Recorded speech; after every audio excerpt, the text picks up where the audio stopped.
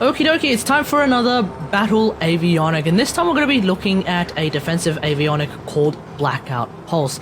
And the reason why I want to be doing this one is because I actually had a poll on the community tab asking everyone which Battle Avionic you'd like me to cover of the 4 that I haven't covered yet, I think. And it looks like Blackout Pulse is the winner of that particular poll, so that's what we're going to be doing. Now, Blackout Pulse is a rather cut and dry, pretty simple battle avionic. I'm surprised that most people actually consider this one the one that they're having the most trouble figuring out. To me, honestly, it seems really straightforward. So let's have a look at it. Blackout Pulse, quote, deploys an electromagnetic pulse dealing 300 damage to nearby enemies within 100 meters and disabling them temporarily. Manually detonate to increase the blast radius to 250 meters. So immediately one of the first things I need to talk about is the fact that this ability actually uses a whopping 8 drain as opposed to the normal 6 drain from countermeasures or munitions vortex. And to me, I still to this day can't see much of a reason to justify that 8 drain.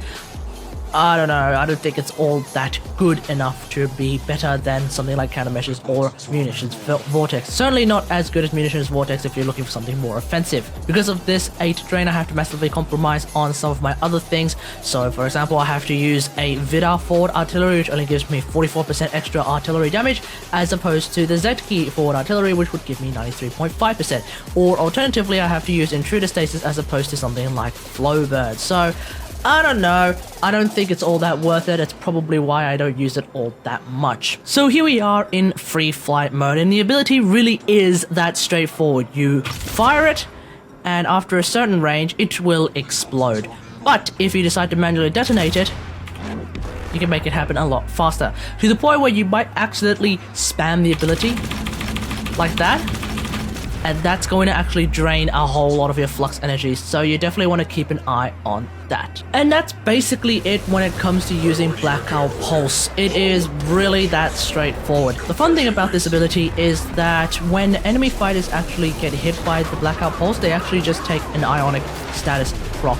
And the Ionic status proc can actually be achieved just by using a pulsar or any arcwave weapon that uses electric damage. So I don't know, I don't see much of a reason to use this particular battle avionic, especially when you take into account the 8 drain from the avionics grid.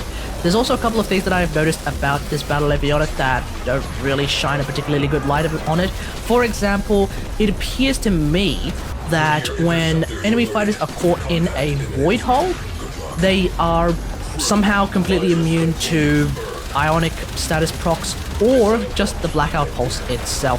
So I kind of can't use the Blackout Pulse as a way of supporting a void hole if there are enemy fighters that are trying to and actually successfully fleeing from the void hole's grip, so that's rather disappointing. There's also this thing where enemy fighters that are already in motion, they actually keep their momentum if they are hit with the Blackout Pulse, which, like I said in the Battle Avionics video, kind of defeats the purpose of using an avionic like this. You want to like disable them so that they could maybe stay still, so that you can then use it with something like Shadow Burst. I think that would be a really nice combo, except again, with that momentum, it's not going to work at all. So that's basically it. Let me know what you think about all of this in the comments below. I have used this Battle Avionic maybe the least, so the chance that I have actually missed something is probably a lot higher than most other Battle Avionics, but I've used it for the past week, and seriously, I don't think there's anything special about this. Hope you guys enjoyed this. If you like this video, hit that like button, subscribe for more WarFrame content, and until next time, I'll see you guys later. Thanks for watching. Bye!